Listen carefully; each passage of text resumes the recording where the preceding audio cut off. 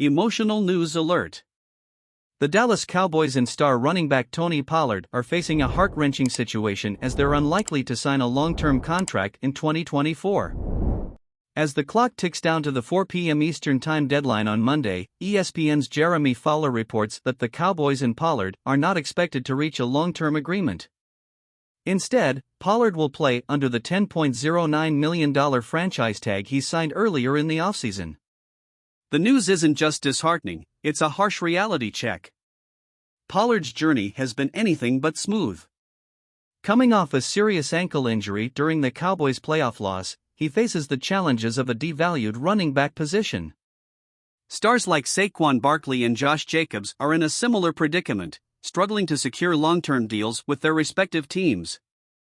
Comparing Pollard to Barkley and Jacobs, it's clear that the latter are more established and experienced.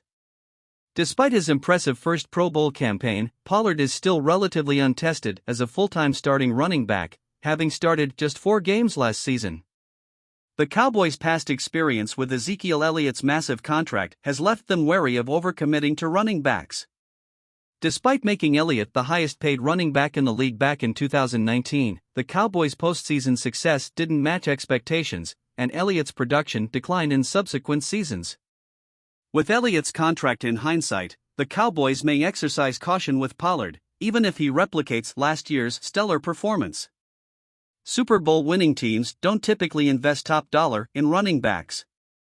In fact, the highest-paid running back on the past 14 Super Bowl winning squads never made more than $2.5 million in a single season. The market's devaluation of running backs has sparked frustration among players like the Los Angeles Chargers' Austin Ekeler, who questioned the lack of value placed on their crucial contributions. While Spotrac values Pollard at $10 million per season across 4 years, the Cowboys have other pressing priorities with looming extensions for key players. With Dak Prescott, Trayvon Diggs, and Micah Parsons topping the list, it's doubtful that the Cowboys will commit more than 2 years to Pollard, who will turn 27 next offseason.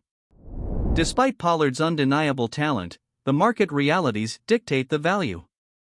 As Miles Sanders recently secured a 4-year, $25.4 million contract as the highest-paid free agent running back, Pollard may not find his desired long-term deal with the Cowboys.